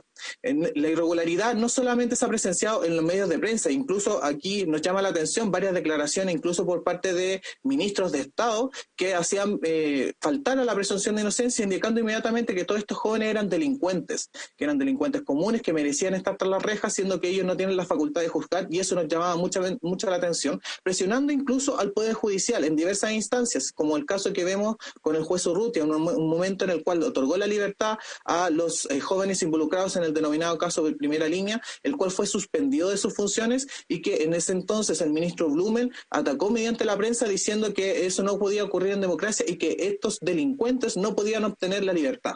O sea, él ya se encontraba juzgando estos procesos antes de que hubiera una sentencia por parte del tribunal. E incluso en los mismos tribunales hoy en día se presume la participación de los jóvenes dentro de cada uno de estos hechos delictivos, siendo que no hay mérito probatorio para poder otorgar la participación de ellos dentro de los delitos que se les están imputando por parte de la Fiscalía. En la aplicación de la Ley de Seguridad del Estado, hemos presenciado cómo en diversos casos este tipo de legislación ha sido utilizada por el Ministerio del Interior en forma arbitraria con aquellos jóvenes que participaron en las protestas sociales, pero no así como en otros casos que revisten características más graves. Y aquí me quiero referir a un caso muy cercano, como es el caso de La Vanguardia, que fue un grupo de personas que tenían armamento de guerra y que amenazaron a un fiscal de la República, y que en esos casos ellos solamente no fueron, el Ministerio del Interior no se querelló por Ley de Seguridad del Estado, pero sí se ha querellado por más de 1.500 querellas que ha interpuesto a lo largo de todos esos jóvenes que han sido encarcelados desde el 18 de octubre en adelante. Y es ahí donde vemos el nivel de comparación, y tal como mencionaba hace un instante en la columna de Nach, cuando nosotros hacemos la comparación de la prisión política y cuando vemos la restricción de libertad y que no existe una igualdad ante la ley, sobre todo en la aplicación de estos casos, vemos que acá existe un sesgo político por parte del gobierno de efectivamente mantener encarcelados a aquellos jóvenes que salieron a manifestarse tras el estallido social. También existió un aumento en la legalidad de las detenciones, y esto también hay que hacerlo mencionar. El mismo Poder Judicial alertó sobre el aumento en los casos de ilegalidad de las detenciones entre los meses de octubre a diciembre del 2019, equivalente a un 77,7% respecto del periodo del año 2018. Y en este sentido mencionar también que muchos de los casos que hoy en día se encuentran en prisión preventiva han sido apresados por medio de secuestro, de torturas, de amenazas, y que incluso se ha tenido que, hay familiares de Antofagasta que nosotros hemos tenido conversaciones con ellos y hemos observado cómo fueron amenazados para firmar las declaraciones que podían entregar sus familiares que estaban siendo detenidos. Hechos que son completamente contradictorios con respecto al Estado de Derecho vigente en nuestro país. En ese sentido, nosotros seguimos argumentando que hay partes de detenciones que corresponden a secuestro, y tenemos el caso más emblemático que es de Nicolás Ríos, el cual fue un muchacho que caminaba por la calle cuando el mismo S9 lo secuestra en una camioneta que ni siquiera pertenecía a la institución, sino que pertenecía a un privado que había sido facilitada para este hecho y es puesto a disposición del tribunal. Entonces, ese tipo de detenciones no corresponden y no fueron escuchadas por los tribunales de justicia en su momento. El uso de las prisiones preventivas indebidas.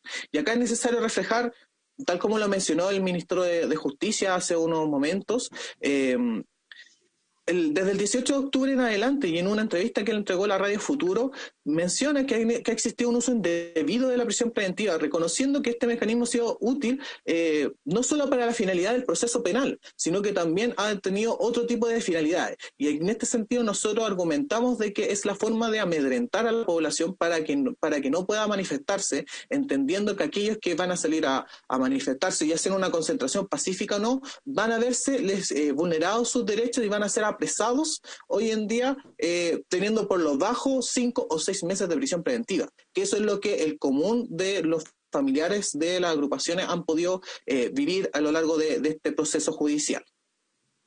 De hecho, nos encontramos con casos emblemáticos, como el caso de los acusados por el incendio del Metro Pedrero, en el cual, y el caso del acusado del incendio de la Universidad de Pedro de Valdivia, en el cual en el momento de ser condenados no hicieron cárcel efectiva, por lo tanto no se justificaba un uso de la prisión preventiva, y en el caso de los acusados del incendio del Metro Pedrero salieron absueltos, es decir, las pruebas que se mantenían no correspondían para poder decretar una condena por parte de los tribunales, y aún así pasaron 1 año y meses en prisión preventiva, y ese año y meses no son devueltos por el Estado, le truncaron la vida a esos jóvenes y sobre todo los traumatizaron psicológicamente por una experiencia que no correspondía que se viviera. Y hoy en día acá el Poder Judicial tampoco está realizando nada al respecto.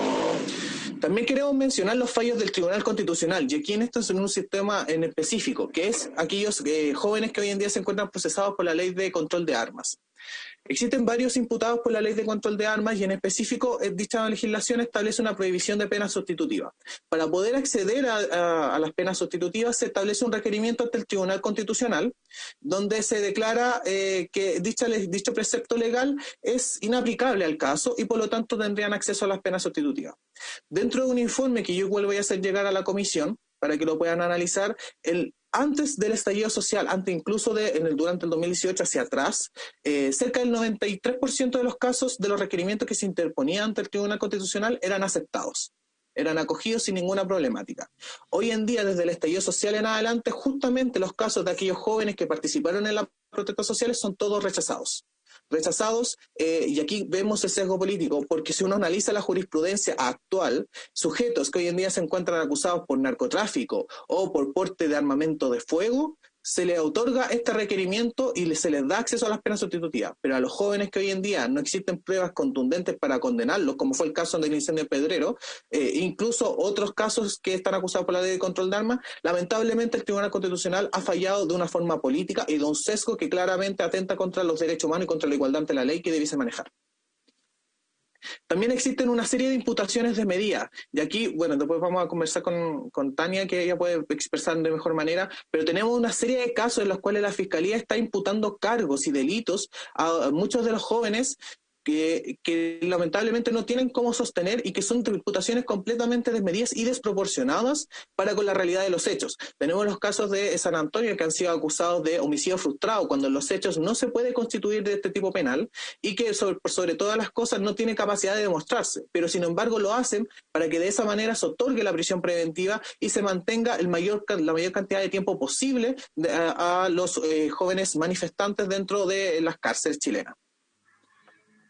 Y por último, quisiera hacer mención sobre todo en aquellos casos de la vulneración al debido proceso y las desigualdades que hemos visto dentro de estos casos.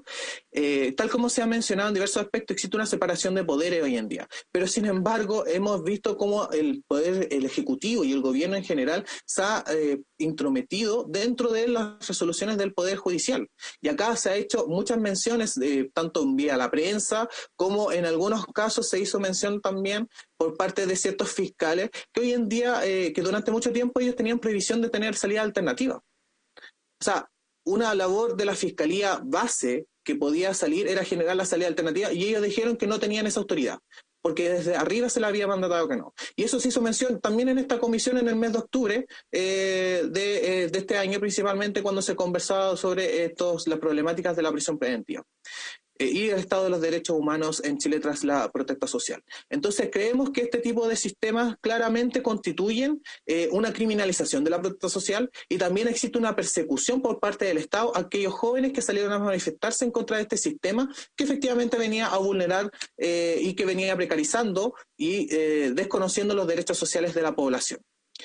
Por último, señor presidente, nos gustaría mencionar que en cuanto a la ley de indultos vemos como necesaria que efectivamente sea aprobada, considerando que los jóvenes hoy en día se manifestaron, no existen pruebas contundentes en muchos casos y necesitamos que se terminen los procesos judiciales, considerando en específico que vamos a iniciar un proceso constituyente.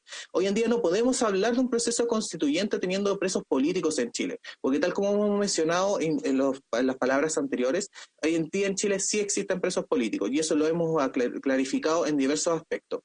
Y por lo mismo buscamos también de que exista unas garantías de que en Chile se van a respetar los derechos humanos, de que en Chile no podemos tener a más de 400 víctimas de trauma ocular todavía sin justicia y menos del 1% de las causas de violación a derechos humanos formalizadas o perseguidas por parte del Estado, pero tenemos aún así a 300 personas manifestantes en prisión preventiva. Entonces creemos que esto es necesario que sea trabajado y que haya una solución política por parte del gobierno y también por parte de los agentes del Estado, en los tres poderes involucrados, para poder dar término a este uso excesivo de la prisión preventiva, a este uso y vulneraciones al debido proceso que hemos presenciado en cada una de estas causas, y por sobre todo que demos una reconstrucción social para que de esta manera podamos seguir avanzando en el Chile que queremos. Yo creo que hoy en día lamentablemente hemos atacado y hemos lesionado a miles y miles de familias chilenas por el solo hecho de aquellos jóvenes que salieron a manifestarse y que han estado un año tras las rejas, incluso arriesgando imputaciones de 15 y 16 años, siendo que en la realidad no son reales, teniendo en consideración de que jamás ninguna de las imputaciones que desarrolla la Fiscalía pidiendo 15, 20 años de cárcel se ha logrado en las condenas. Eso no es no es cierto, y aún así insisten en esa cantidad de años precisamente porque es una forma de criminalizar, de amedrentar, y es una forma en la cual han vulnerado los derechos humanos de todos y todas las presas políticas de la revuelta. Creemos que es necesario que este proyecto de ley de indultos se apruebe, que beneficie a todos y todas las presos y presas de la revuelta y que se le otorgue la libertad sin antecedentes para que de esa manera podamos generar una reconstrucción social y podamos avanzar en el Chile que queremos y en la Constitución que hoy en día nos ampare. Muchas gracias, presidente. Muy bien, muchas gracias, don Jaime Fuentes, abogado de la Agrupación de Familiares de Presos de Santiago I. Por último, quisiera darle la palabra a la señora Tania Parada, pareja de Giordano Santander. Ella explicará un caso donde hay también una querella, entiendo, por tortura por parte del Instituto Nacional de Derechos Humanos. Doña Tania, la palabra y también en 20 minutos, por favor. Buenas tardes. Me llamo Tania Parada, pareja de Giordano Santander, uno de los presos políticos de la revuelta social que ocurre acá en San Antonio, desde el octubre del 2019. Estoy aquí para considerar especialmente la situación de Giordano Santander, Claudio Bravo, Jorge Hernández y Patricio Alvarados, todos ellos de San Antonio. Estoy aquí para que el indulto general se convierta en ley y para que los chicos puedan estar libres en sus casas nuevamente.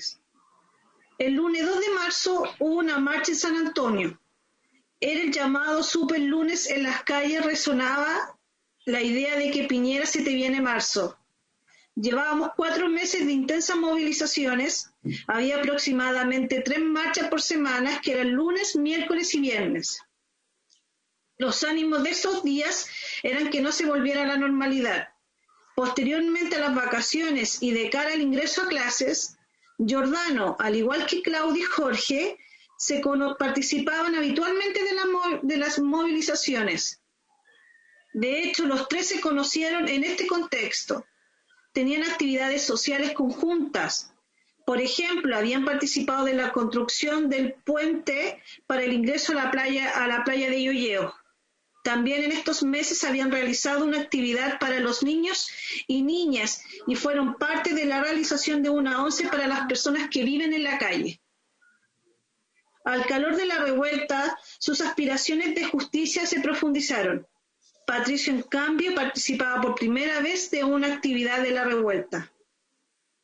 El martes 3 de marzo, a eso de las 7 de la mañana, fueron perseguidos por autos civiles y luego de ellos fueron detenidos por personal de la PDI.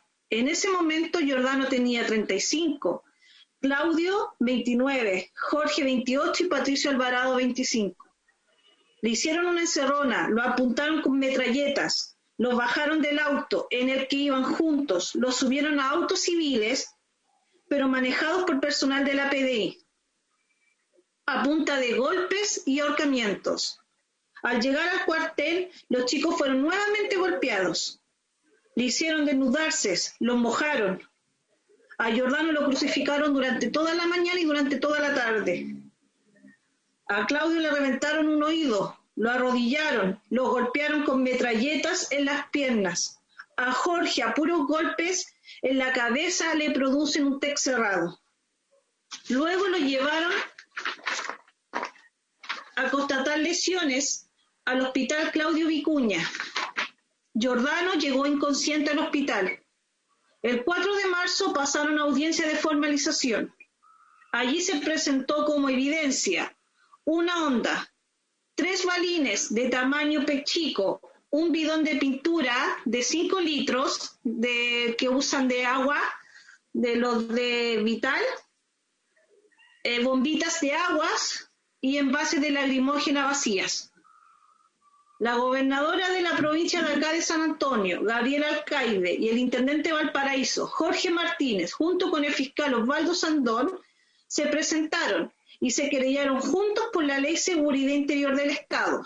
Además, recaen sobre los hombros de los chicos los delitos de homicidio frustrado, daños a infraestructura pública y receptación. Se les culpa supuestamente de un atentado a la PDI y otro a la Fiscalía. Pese a la gravedad que se le asocia a ambos hechos, ninguno de estos organismos dejó de funcionar ese mismo día. Hasta el día de hoy sigue funcionando normalmente. En la audiencia de formalización se caen los delitos de homicidio frustrado y receptación por falta de pruebas. Sin embargo, el fiscal Osvaldo Sandón ha insistido duramente en este homicidio frustrado. Dejar en claro que el homicidio frustrado, dejar en claro que la receptación no hay pruebas. No hay absolutamente nada de eso, y dejar claro que de que lo están culpando de un supuesto atentado a la Fiscalía y a la PDI, tampoco hay pruebas. Actualmente, Giordano, Jorge y Claudio siguen en la cárcel. Patricio está con arresto domiciliario debido a su diabetes en el contexto del COVID. En la cárcel de San Antonio, las condiciones de hacinamientos, como en la mayoría de las cárceles del país, los chicos no tienen garantía de salida y tampoco tienen garantía de salida de patio debido a su pandemia. Ellos viven en un colectivo que se llama Colectivo 1, que es para 12 personas y hay alrededor de más de 40 personas. Sin derecho a patio, sin derecho a nada, tienen solamente un baño para casi 40 personas y tienen una ducha para casi 40 personas. Y tampoco las cárceles de San Antonio ha tenido derecho de visita, exclusivamente el lunes que tuvimos recién una visita que fue menos de 1 hora. Y la forma en que nos revisan y la forma en cómo llegamos a entrar fue bastante deplorable, bastante inhumana las condiciones.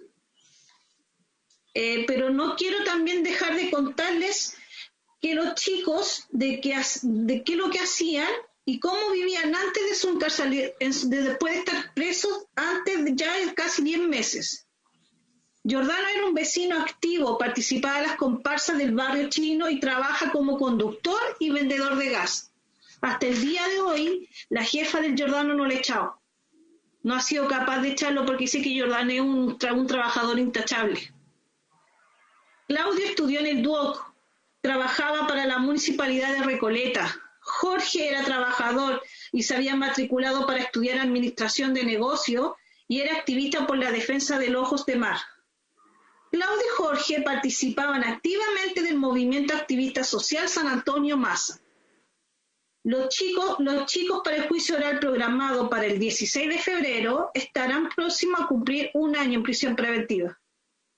Autoridades del gobierno, como el intendente, la gobernadora y el mismo fiscal Osandón, lo ha clasificado como un peligro para la sociedad. Nosotros en ningún momento hemos tenido un juicio justo. En ningún momento nosotros, los chiquillos han tenido derecho, porque cada juicio tiene, o cada persona que es culpable tiene derecho a la persecución de inocencia, como se llama. Y a nosotros en ningún momento no han hecho eso. En todo momento de estos 10 meses los chiquillos lo han declarado siempre culpables, sin tener pruebas, sin tener evidencia de que los chiquillos son culpables. Como causante de todos los males, la fiscalía, el fiscal Osvaldo Sandón, la gobernadora y el intendente han culpado a los chiquillos de que son los responsables de este estallido social. Y vengo a contarles que no es así. Ellos no son los causantes ellos no son los causantes de este 18, y todo este tiempo en prisión es una muestra de abuso de poder. De este mismo que nos hizo estallar el 18 de octubre y que nos mantiene luchando contra él. Hoy en esta misma exposición les pido por favor que consideren este indulto, que es un acto humanitario, y que no le cierren la puerta a ninguno. Muchas gracias. Muy bien, muchas gracias, doña Tania Parada, pareja de Giordano Santander, que han expuesto el caso. La idea de las audiencias, vamos a ir combinando obviamente testimonios de agrupaciones de familiares y defensores de derechos humanos, pero también representantes del mundo académico, sociedad civil, institucional y obviamente voces a favor y en contra del proyecto de ley. Queremos generar un debate con ecuanimidad y con altura de miras sobre este proyecto de ley de indulto. Quedan pocos minutos, ofrezco la palabra, especialmente a senadores, senadoras que están de la comisión o quienes están conectados.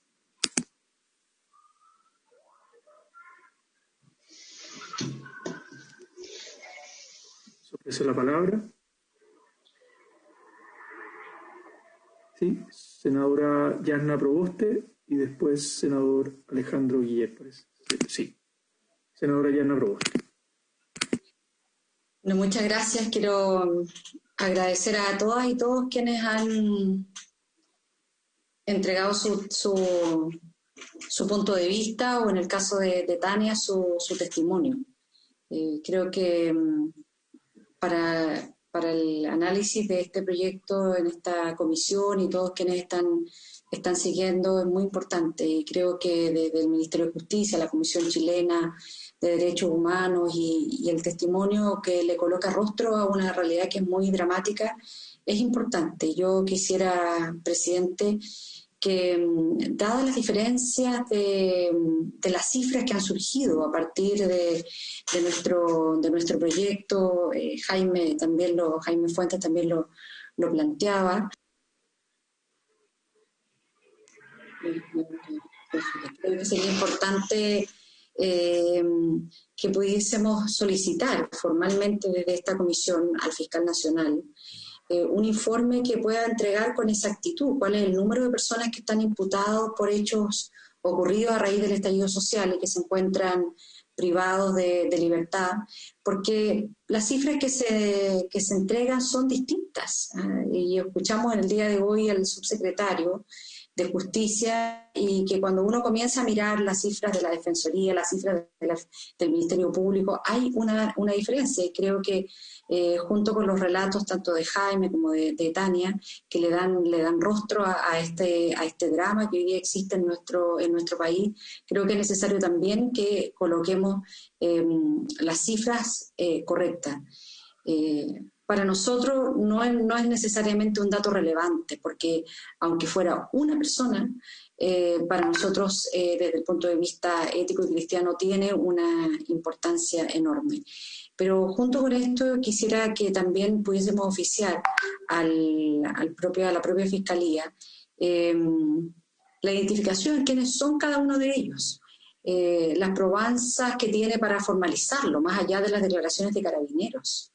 el lugar de detención, cuáles fueron los lugares de detención y las condiciones en las que se encuentran, y cuál es el estado de avance en cada uno de sus procesos. Creo que es importante también, junto con conocer el informe de cada uno de los procesos, conocer que el informe de estado de cada uno de los procesos abiertos en los casos de personas heridas con balines y disparados por la fuerza pública, con indicación de las víctimas y de quienes hayan resultado formalizados en casos que exista entre la identificación de los miembros del poder del Estado de identificación. Creo que sería importante conocerlo. Este proyecto espera hacer una contribución en este debate y hablar respecto de las asimetrías. El ministro de Justicia, en su presentación, hablaba respecto de agentes del Estado que cometen delitos. Bueno, en el marco de este estallido social hay agentes del Estado que están identificados, que han cometido delitos y están libres. Entonces aquí hay una asimetría de la cual también es importante hacerse cargo. Quiero reiterar mi agradecimiento a quienes han contribuido en esta primera sesión de discusión en general de este proyecto. Gracias, presidente. Muy bien, gracias, señora Yasna Proboste. ¿Les parece recabar el acuerdo sobre los oficios solicitados por la senadora? ¿Habría acuerdo en la comisión?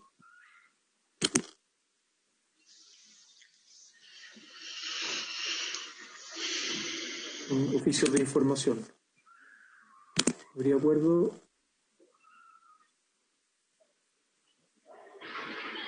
¿Habría acuerdo? O si no, se solicitan de manera personal por cada uno de los senadores. Bien. Senador Alejandro Guillermo. Muchas gracias, señor presidente. Primero, quiero agradecer las exposiciones, creo que han sido de un gran nivel y obviamente hay dos visiones de Chile y dos visiones del problema que estamos enfrentando. Quiero saludar muy particularmente a Tania y darle un abrazo virtual. Desgraciadamente esto es así. Y también a lo largo del país a todos los familiares de personas que han sido privadas de libertad y acusadas de delitos, incluso sin elementos de prueba. Yo estoy preocupado porque muchos de los casos, los que se ha dicho sobre todo por el representante de la Comisión Chilena de Derechos Humanos, es que hay gente que con el solo testimonio de la persona que lo detiene está siendo privada de libertad, pero además bajo acusaciones en estados de excepción o que están, bajo ley antiterrorista, etcétera, de manera que los cargos aumentan 1 o 2 grados de inmediato por el solo hecho de la forma como se está presentando las denuncias. Y creo que hay en ese origen abusivo de la presentación de los casos lo que está produciendo que haya muchas personas que están privadas de libertad mucho tiempo, vulnerando el debido proceso, porque en cualquier circunstancia no es razonable que personas que no han sido declaradas culpables estén privadas de libertad por más de 1 año. Y más aún si hay claros hechos de personas que no han sido condenadas, han sido dejadas de libertad y perdieron cerca de 1 año o varios meses privadas de libertad. O sea, tenemos un problema de todas maneras con la celeridad de los procesos, con la aceptación de medidas de prueba, y tenemos además problemas también con la no revisión periódica de las privaciones de libertad. Se está generando un cuadro, a mi juicio, que hace no solo un caso de injusticia a los afectados, sino que hay un problema en el funcionamiento de la justicia chilena, donde el debido proceso está siendo desbordado por varios costados. Eso nos obliga a un proceso de un debate muy profundo y a hacer una ley que va a tener que tomar muchos elementos en consideración. Pero hay un tema de urgencia, porque aprobar una ley que revise los procesos judiciales, que establezca nuevos criterios para aplicar las prisiones preventivas, la revisión periódica de esas prisiones preventivas y su fundamentación, lo mismo que revisar el trato que se le da a personas detenidas, eso va a tomar un tiempo largo y hay gente que lleva ya más de 1 año privado de libertad y no puede seguir esperando. En consecuencia, necesitamos movernos en 2 planos. Eso es una primera observación. Segundo, también me llama la atención que entre los organismos públicos estatales no hay claridad en las cifras. Se están hablando de números distintos, pero además se entregan calificadas. Por ejemplo, se dice, estas personas están privadas de libertad, pero no están en condiciones de la protesta social. ¿Qué quiere decir eso? ¿En qué se fundamenta? la tipificación que están entregando los órganos del Estado es un juicio arbitrario de quien da la información, no es un juicio objetivo. Por lo tanto, podemos estar enfrentados a un problema mucho más masivo de incluso de lo que aquí parece. Y finalmente también quiero expresar, porque son por ahora inquietudes, yo creo que hay que también tener presente que en la labor de los jueces, de los fiscales, del mismo Congreso, hay una fuerte presión detrás porque aquí hay un diseño político. Que esto se dio espontáneamente y se hicieron unas cuantas denuncias. Por algo, nosotros nos vemos con preocupación que funcionarios policiales que en claros actos violatorios de los derechos humanos el gobierno nunca se ha querellado.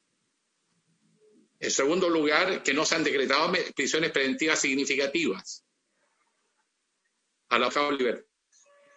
Que ha habido condena. En consecuencia, nosotros tenemos que ver que este es un problema donde además hay una acción política que está amparando esto que está ocurriendo. Y por lo mismo vamos a entrar en un proceso muy complejo de discutir una ley, porque aquí se van a mover agentes interesados en que este debate no se produzca con la transparencia y la urgencia que requiere. Por lo tanto, señor presidente, yo creo que este es un tema que debería discutirse en el Senado, cómo se va a abordar para que esta comisión tenga el respaldo necesario y pueda proceder. Va a ser muy fácil bombardearla por todos lados y vamos a quedar en una posición de vulnerabilidad en lo que es el cumplimiento de nuestro deber, de asegurar que las instituciones funcionen. Aquí nadie está hablando de amparar a nadie que haya cometido un delito grave, pero hay que probarlo. El día que se deja de tener que probar como condición para privar a alguien de libertad en Chile, está liquidado el sistema institucional. Y eso lo único que va a hacer es agravar la situación social y política que ya hay en el país y que está pasando por un momento relativamente calmo por la pandemia. Pero hay que tener plena conciencia de todo lo que hay detrás de todo esto que estamos abordando. Muchas gracias, presidente.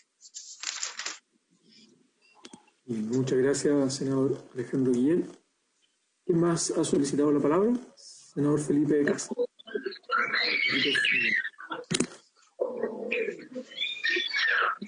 Desde que Iván la había pedido antes, parece. Ah, no lo había visto. No sé quién estaba primero, senador Moreno o Felipe Castro. No se escucha. Adelante, Felipe, adelante. Iván tiene prendido el micrófono. Sí, si puede apagar el micrófono, senador Moreira. Va a hablar Felipe Cas y luego usted, senador. No, muy breve. Primero, obviamente, agradecer al ministro, a la subsecretaria, a los expositores. Yo le quisiera pedir, obviamente, presidente, que después pudiéramos tal vez por interno ver bien la lista de invitados para este proyecto. Yo creo que es un proyecto que tiene, que sin lugar a dudas, todo proyecto se debe discutir en mucha profundidad y con mucha seriedad. Pero es un proyecto que en el fondo tiene una complejidad no menor, que es que cuando un funcionario, ya sea la Fiscalía o incluso el Poder Judicial, comete un error, si es que así lo fuera, hay procedimientos para poder justamente perseguir a esas personas. Entonces yo encuentro bastante complejo e incluso raya en la intromisión en los roles de los distintos poderes del Estado lo que contiene este proyecto de ley, que en realidad, como bien lo decía el ministro, corresponde más bien a una amnistía, no un indulto. Y si es que hay casos donde pueden haber errores, todas las instituciones pueden haber errores, bueno, si es que algún juez cometió algún error, hay procedimientos para que ese juez sea sancionado. Las prisiones preventivas es importante también en esto ser rigurosos. Todas las personas pueden ir a reclamar que la prisión preventiva, que además está contenida en la Constitución y en nuestro Código Penal, pueda ser revocada. Todas las semanas se puede ir a pedir la revocación de la prisión preventiva. O sea, aquí los tribunales de justicia están funcionando. Entonces, a mí me llama la atención, y obviamente también hay errores de todo tipo. Ahí pueden haber personas que estén siendo procesadas y que finalmente puedan salir libres, cosa que es muy positivo. Para eso existe el Estado de Derecho y las democracias. Y obviamente tenemos otro drama de muchas personas que han cometido delitos que están libres. O sea, puedes cometer errores tanto porque no lograste hacer justicia de personas que cometieron delitos que están libres, y puedes cometer errores también en distintos procesos. Por eso, presidente, decirle que me parece que este es un proyecto de ley que... Este es un proyecto de ley que creo que es muy complejo, que se entrometen los poderes de un Estado, de un poder distinto al legislativo. De hecho, obviamente le voy a solicitar que invitemos a los representantes de esos poderes que se están siendo cuestionados. Me llama la atención que no hay ninguno de ellos acá. Estamos cuestionando un poder del Estado distinto al legislativo y no hay nadie invitado de esos poderes del Estado.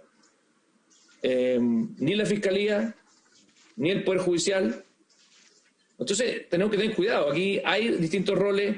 El Congreso puede legítimamente querer hacer una amnistía, es bueno que se le llame como tal, pero aquí lo que estoy viendo al escuchar a los opositores es una crítica a algunos funcionamientos de esos poderes. Bueno, eso requiere otro mecanismo de sanción. Y existen, y como muy bien dijo el ministro, si es que hay alguna autoridad, incluso policial, que actuó al margen de la ley, tiene que ser sancionada. Y para eso existe el Estado de Derecho, para eso existen las democracias. Por lo tanto, presidente, solamente decirle que ojalá que podamos concordar la lista de invitados. Me llama la atención que en esta primera sesión no se haya invitado a alguien de los poderes del Estado que están siendo cuestionados. Me parece que no es la forma, porque se tiene que escuchar siempre las dos partes. Así que espero que podamos conciliar una lista de invitados que justamente permita a los distintos actores expresarse. Gracias, presidente. Bien, gracias, senador Felipe Kast. Está abierta desde la semana pasada la propuesta de invitado. El senador Moreira hoy día ha hecho 2 propuestas y obviamente todo el ámbito institucional está considerado para las siguientes sesiones. Lo vamos a considerar. Senador Iván Moreira, quería hablar. Estamos en el tiempo de la sesión, está recién en la primera sesión de audiencia del estudio en general de la idea de legislar, así que vendrán más sesiones y además este proyecto de ley va a pasar por la Comisión de Constitución y de Seguridad, que podrán ver otras aristas del mismo. Senador Moreira, ojalá brevemente para ir cerrando el día. Mire, muy breve, presidente. Este es un proyecto que va a pasar a la Comisión de Constitución, va a pasar a la Comisión de Seguridad Pública, por lo tanto va a haber un espacio importante de discusión. Y yo creo que lo que busca este proyecto, equivocadamente, es una cierta impunidad. Lo que busca este proyecto es un premio a la impunidad a aquellos que destrozaron el país durante el estallido social. En segundo lugar, yo quiero señalarle, presidente, de que yo puedo entender las críticas que se han hecho por las personas que me han antecedido la palabra a lo que fue el estallido social y el tema de el respeto a los derechos humanos en ese estallido social. En segundo lugar, decirle de que en Chile no hay presos políticos. El gobierno no tiene presos a las personas que están en prisión preventiva. Son querellas que presenta el gobierno, es la Fiscalía la que procede y finalmente es la justicia la que determina la prisión preventiva y son los jueces que la pueden levantar. Por lo tanto, no estamos hablando de blancas palomas. En segundo lugar, muchas de las personas tienen un prontuario judicial, no es el caso de señalarlo en este minuto, pero las pruebas se las mostré yo personalmente a usted para no desviar el debate de uno de ellos. Y el otro tema, presidente, es que si en el fondo aquí lo que hay es que la justicia se ha demorado, bueno, busquemos un procedimiento, hagamos un llamado a la justicia y a la fiscalía, busquemos alguna iniciativa legislativa en el orden a apurar esos procesos. Hoy evidentemente pueden haber personas que estén injustamente detenidas con prisión preventiva, pero sería bueno escuchar lo que dice también la fiscalía, porque lo que nos dice la fiscalía es de que, y algunos actores, es de que esto no es tan así como se lo plantean las personas de los defensores de los derechos humanos. Aquí hay actos que son totalmente delictuales. En lo que sí coincido, que se ha señalado acá, y me parece importante, de que sí tienen que haber datos para todos iguales. No puede ser de que distintas reparticiones públicas u otras tengan de alguna manera información distinta. Yo creo que para el debate de este proyecto de ley es muy importante que hagamos lo antes posible tener esos antecedentes. Yo he pedido, y como lo dije delantemente, que vengan otros actores importantes para poder tratar este tema. Pero lo más importante en esto es que de alguna manera la Fiscalía esté presente y nos entregue todos los antecedentes. Cuando uno ha conversado con ellos, nos indican de que todas las personas que están detenidas es porque la Fiscalía tiene antecedentes, tiene argumentos, y si es que los jueces no le han levantado la prisión preventiva es precisamente porque hay antecedentes para ser juzgados. Más antecedentes yo espero entregar en la próxima sesión, presidente. Pero esta, a mi juicio, es una mala señal. Las personas que han promovido el proyecto de ley de esta manera. Y si quisieran buscar alguna fórmula legal precisamente para apurar los procesos, eso yo no tengo ningún problema en colaborar, porque todos tienen que tener derecho a tener justicia, y si hay algún inocente, bueno, obviamente esa persona inocente tiene que ser liberada. Gracias, presidente. Muchas gracias, senador Iván Moreira. Estamos llegando al final de la sesión, de esta primera sesión. Yo quiero agradecer muy sinceramente a todas las exposiciones, el ministro de Justicia, la Subsecretaría de Derechos Humanos, Subsecretario de Justicia, Juan Carlos Margota, la presidenta de la Comisión Chilena de Derechos Humanos, Jaime Fuentes, abogado de la Agrupación de Familiares de Presos Santiago I, y especialmente doña Tania Parada, pareja de Giordano Santander, un caso de San Antonio, donde hay una querella por tortura. Una de las motivaciones de este proyecto de ley, al menos en lo personal, y lo hemos conversado también con otros senadores, la desigual trato en la administración de justicia. Sabemos que en muchos casos los delitos de cuello y corbata, como se llama, o de corrupción, ni siquiera pisan un día en prisión preventiva. Pero cuando se trata de vulnerables, y también antes del estallido social, presos mapuche, etcétera, se abusa de la prisión preventiva por demasiado tiempo. Yo creo que ese es uno de los temas a revisar por ley y también en el proceso constituyente. Puede haber una justicia que no mire sesgo de clase, justicia para ricos y justicia para pobres. Por haberse cumplido el objeto de esta sesión, esta se levanta y nos veremos en una próxima oportunidad. Muchas gracias.